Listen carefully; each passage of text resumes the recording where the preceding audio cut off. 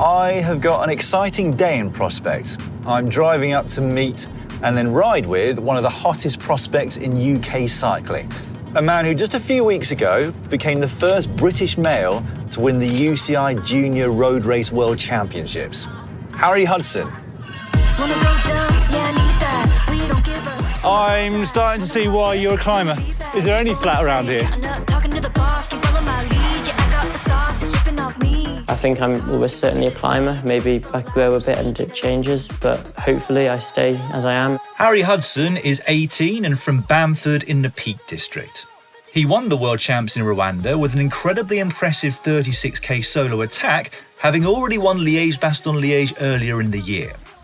I wanted to find out what it takes to become a world champion at such a young age, so I'm joining him and his younger brother Finn for a ride. Coming just after his return from a get-together with his new team, Lidl-Trek Future Racing, but just before he attempts to defend his junior national hill climb title, I'm hoping he'll be taking it easy. Harry, I'll tell you how I'd like this to go. I'd like to ask you quite short questions from my side. If you can give me long answers so I can catch my breath, that would be great. Yeah, okay. I'll start by asking, how does it feel? Got rainbow stripes there, presumably the whole rainbow band underneath the gilet. Yeah. You've been getting a lot of attention. It must have been a lot to take in. I mean, yeah, at the start there's a lot going on. It's chilled out a lot now, which is, I mean, quite nice just to be relaxed and just doing your own thing. But yeah, it's pretty cool. Every time I go on a ride, it's really nice to put rainbows on. I imagine, yeah. I mean, I can't imagine because I've never been in that position, but talk us through the day, because you were amongst the favourites, but certainly not the top favourite. How did it pan out compared to how you thought it was going to? I think it went a lot as expected. It was like a really hard attritional race for the first 60k. And I didn't make any moves in the first 60k because we didn't think it was going to go. I think I did my first little test attack at 60k to go. And then, yeah, I ended up getting away. I think there was a few little breaks beforehand, but they all got chased back. So when you went away, which is 36k to go, was there a point, because I heard in your interview afterwards you said you were kind of expecting some company on that move. So when you ended up on your own, was there a part of you that thought, I've gone too early here, I'm on my own? Yes. The plan was to have company. And I was like, I went through the finish and had 45 seconds and I was like, this is a long way. Yeah. So in my head, I was like, I'm not going all in yet. So just settled into what I thought I could hold to the finish. What did it feel like? The point at which you pretty much knew you had it in the bag, what's going through your head then? A lot, to be honest. I can't really remember. I knew I had it over the top of the final cobble climb, possibly even halfway up it, because I could see the gap wasn't closing. I don't know, really. There's a lot going on. It's what I'd trained for. Like, I'd been prepping specifically for Worlds for, like, since the middle of the summer.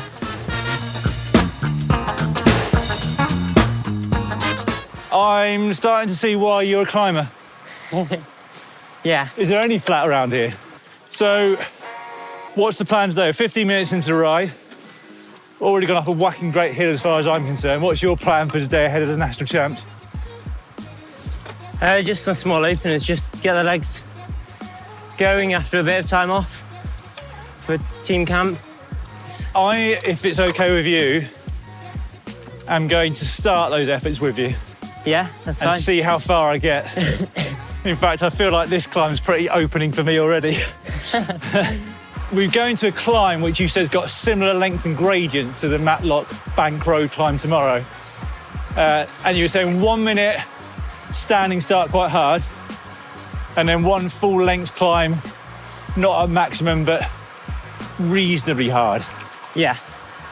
Yeah, that's about right. Doing a minute just to, I think I actually go over what I want to do in the first minute of the hill climb. Okay. Can you tell us what that roughly is going to equate to in power? I was going to go to like 600, maybe a bit more. Okay. Because then if I feel really good tomorrow, I might just go for 600. The whole way? No, not the whole way, but if I do a 600 at the start and then I just have to hold on. And how much do you weigh? Just sub 60. Oh my goodness. But I think tomorrow we won't do that. I might do the same thing, Harry. I mean, inevitably I won't be able to hang on and I'll regret the choice as I get towards the steep bit halfway up.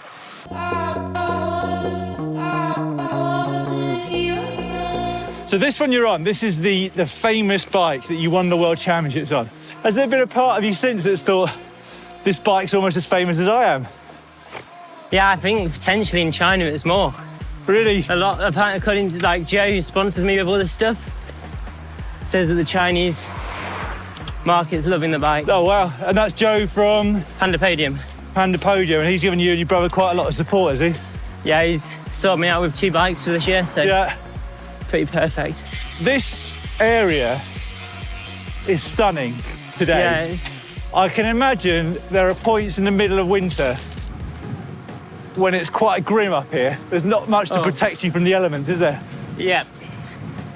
Yeah, I have to do quite a bit on Zwift. So give us an insight into what a hard training week looks for, or looks like, should I say, for one of the best juniors, or the best junior in the world. 3 world champs, so for like road racing. My bigger ones in France, I was like going towards 20, maybe a bit above 20 hours. Yeah. This was quite a way out from world, so there wasn't loads of intensity, to be honest. Right. But it was like 2 interval sessions.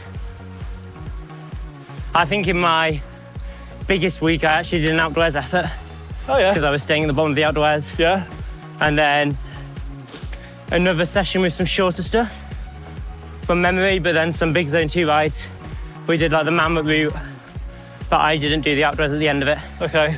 Because I was already like 3 hours over what I had been set. 3 hours over? Yeah. For the week or for the day? For the day. Oh my God. Or maybe it was 2. I was set 5 and we were like 7. Oh, wow. Whilst you were in full-time education, what did a training week look like then? Because I think there'll be a lot of people under 18 and their parents interested in how serious it is, how much time you have to put in. Before study leave, it was like 13 to 15 hours, probably an average of like 14. Yeah. With maybe an hour or 2 in the gym. So we are at the bottom of what looks like quite a tough little climb. What's the plan here, Harry? Yeah, just do the first openers. So get like a 1 minute in, and then I'm going to do like a full like just over 2 minutes. So it's about the same length of the climb tomorrow at like 95%. Okay. So just get the legs going. You were just telling me that you coach your brother here. Yeah. Well, as asking for some advice from a coach then, my effort tomorrow is going to be 3 minutes rather than 2. Should I go longer than you do today? I mean, the climb's basically the same as just do the climb, tomorrow, then. so yeah, just do the climb. All right. Well, what I'm actually going to do, for the purposes of videoing this, is try and hang on to you and your brother as long as possible, and then blow up, basically. And I'll see you at the top. Think I'm ready. Well, I'm already at my threshold power before we start the openers. Right, this used to be my forte, Harry. What, short stuff? Yeah. Oh, maybe you'll drop me then. I've never been so nervous. I'm going to start this tree. We started in the saddle.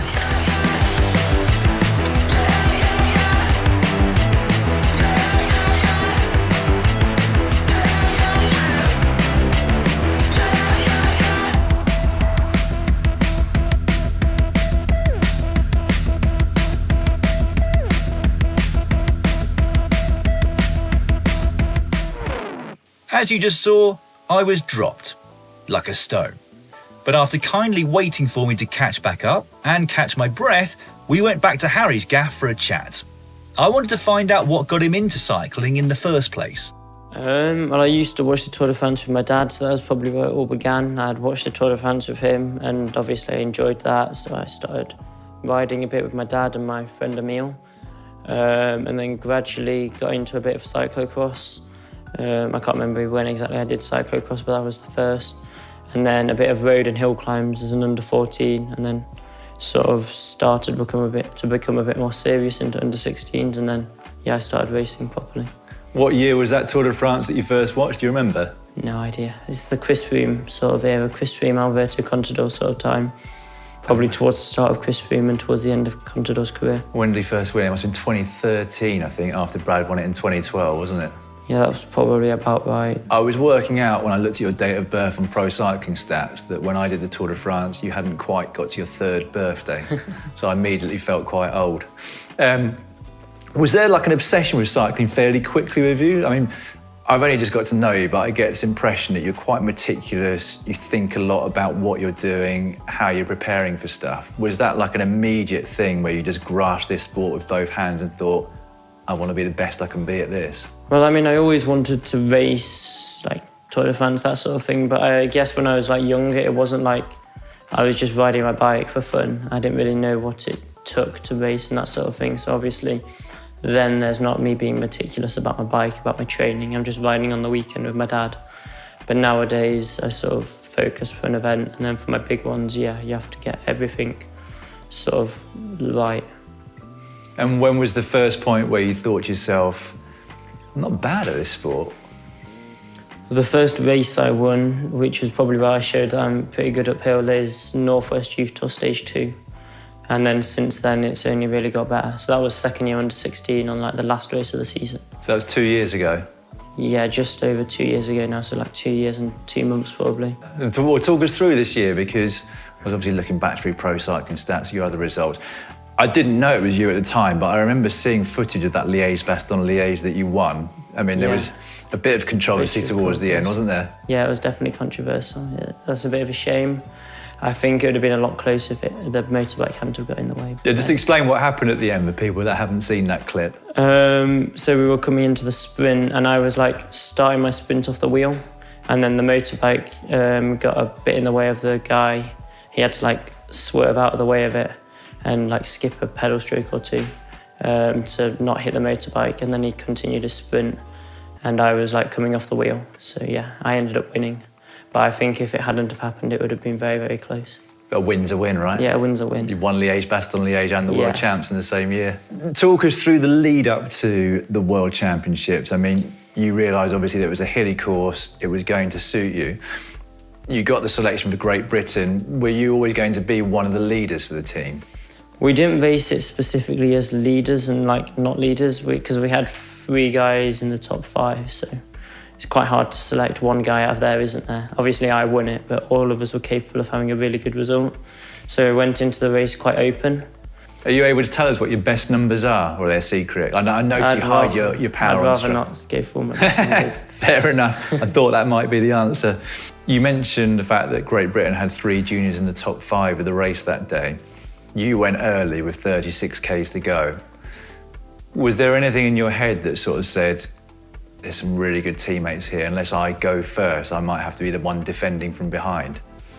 No, well, I'd already been in that situation. About the lap before, my teammate Matt actually got off the front and he was in a break with a couple of really, really strong guys, like the favourites, but there was also favourites behind. So the Dutch team and the Italians were chasing it. So I was like, oh, I might have missed the move here, but obviously Matt's there, so I didn't chase. So I was happy, but not happy. And when did the decision come in your mind that it was the right time to go? About 5 seconds before I attacked, because I just saw an opportunity and took it. It had been hard up that climb and I just saw it. It was like, you know, when it spreads out, and I was like, oh, might as well give it a go here. You got back last night as we record this from your first sort of team get-together with the Lidl-Trek development squad. How was that? How did it feel? Because it wasn't just the development squad there, it was the entire Lidl-Trek structure. Yeah, there was a lot of people. It was maybe a bit overwhelming because there's so many people. Like, obviously you meet all these people, you're trying to remember everyone's names, but it was also really cool to get all your bike fits and that sort of thing, kit fittings. It was really professional and it was definitely a great experience. It's early to say, I know, but how much pressure do you feel, or how much pressure are you putting on your own shoulders for next year? Because you're obviously still very young, there's a lot of time to develop. Not a lot. I've not really chatted to my coaches and team about what we can expect from me next year from a pure watts perspective. Obviously I want to get good results in the hilly races which suit me, but we've not really discussed that yet, so we'll see. And how was it to be sort of rubbing shoulders with Maspellis and et al. At that camp? It's pretty cool to see everyone, all your guys you've watched racing going up, and then you're suddenly there with them at a camp. So it's pretty cool. I wanted to ask you about the development pathway that you've been on to get to where you are now. Because from the outside looking in, it kind of feels like we've got a whole heap of talented juniors and under-23s from the UK on both the men's and women's side. As I said, 3 guys in the top 5 overall in the World Championships. But the UK scene is not looking great right now in terms of number of races, particularly in the seniors, but to a degree in the juniors as well. How have you got to the point where you're at now? How did you get to the point where back in May, Lidl-Trek wanted to sign you for their development squad? I mean, obviously, for like getting signed, obviously I got just chatting to the team, and then they liked what they saw. They saw that I won some of the national stuff. But like in the UK, the level is just really high this year. And last year, it's just like when you turn up to a UK national series and everyone turns up, it's a bit crazy the watts that go down in like the first hour. What's inspiring that group of riders to get into the sport, do you think? I think we all come from an age where it's like Mark Cavendish and Chris Froome and like Geraint Thomas and probably also Tom Pidcock, but that's probably a bit younger than us for when they're growing up. And how important is the support of parents? I got to meet your parents earlier. It's you, your brother's got into it, Finn as well, and your sister's into football. So they're busy, a busy pair of people. How important is it to have that backing to get to races, to have the equipment, etc.? I mean, I can't really get to a race without my mum or dad in general, even if it's just taking me to the like pickup point. It's impossible to get there, but then also the equipment, like sorting that out. This year I've been really fortunate and I've had Joe at Panda Podium sort me out with all my bikes. Have they got a contract with you so they get repaid if you're successful? I think that's a given. Well, nice to hear that you're thinking of giving them money back later in life when they're retired. What are your aspirations? I get the sense that you've got quite a clear picture in your mind based on what I found out about you so far, about where you want to get to in the sport. Have you got a clarity of mind on where you think you can get to in a realistic way? I mean, I don't know what's possible, but where I want to be is in the big Grand Tours. I think that's the sort of rider I am. I think I'm always certainly a climber. Maybe I grow a bit and it changes. I quite like to be doing the Grand Tours, whether that's as like a support role, as like a top-level domestique or a GC rider. Either would be insane. Just that's where I want to be in the future. Equipment, you talked about being provided some of the vital local sponsors, Joe. I mean, first and foremost, without those sorts of people as well, like it's difficult to make your way in cycling. There's lots of people in the UK and around the world that support youngsters like yourself. But you're quite meticulous with equipment based on what I've seen from today with the hill climb bike, which is the same bike that you used for the World Championships, but with a few modifications. It feels like you're quite into that side of things. Yeah, I mean, the tech's pretty cool. I like watching like the new tech videos. I'm seeing all the new stuff that comes out and I find it quite interesting, like the aerodynamic stuff and like all the lightweight stuff. But yeah, obviously I want to be on the best equipment, so you've got to like sort it out and make it like, there's no point having it if it doesn't work, is there? So you want it to be all functioning and as fast as possible. But you do all your own bike maintenance, do you? And to an extent. Okay. My dad does a lot. That's another thing that does he? do. Yeah, my dad does a lot, or like we all quite a lot. If my brakes aren't quite right, I think I've sent my brakes to be bled at the bike shop once or twice this year because we just couldn't get them quite perfect. But like simple stuff it's usually my dad. Harry, thank you so much for your time today. Good luck at the Hill Climb Champs tomorrow. You're still junior at the moment for this Hill Climb Champs. I understand from Finn, your brother, that means you're not able to win the Open Senior Champs, even if you're the fastest on the day. Yeah, I think so. I think the level's so high there this year in the hill climb, it might be difficult. Right. After a bit of illness, so we'll see how it goes. I'll take your word for it. I'm expecting you to be right up there, though. 2-minute effort, roughly, for Harry, 2 minute 15. I think it's going to be at least 3 minutes for me, which makes it a much longer, harder race. Yeah, well, good luck to you as well. Thank you very much. Thank you. Right, I look forward to seeing your progression. Yeah. I thought I would conclude this video 24 hours later at the end of the UK National Hill Climb Champs, now that I've got Harry's results. So despite far from ideal preparation, he won the Junior Championships, which was fairly expected, but he also wasn't far off the very best senior time, the best hill climbers in the country. Harry did 2 minutes and 20 seconds. The winner of the senior men did 2:14, but he himself was quite a long way in front of the silver medal. So it's underlined his talent on these climbs, to be honest, as if we needed it after becoming world champion. But what struck me riding with and meeting Harry is just how calm and measured he is, particularly for being an 18-year-old. I'm absolutely sure he's going places, not just due to his physical prowess, but how he is in his mind as well. I'm very keen to see how his career progresses, firstly with Lidl-Trek's development squad, and then I'm sure in World Tour squads in seasons to come. And hopefully, after watching this, you'll be tracking his progress as well. Let me know what you thought of the video in the comment section down below. If you enjoyed it, as ever, we would love a thumbs up, and we'll see you soon.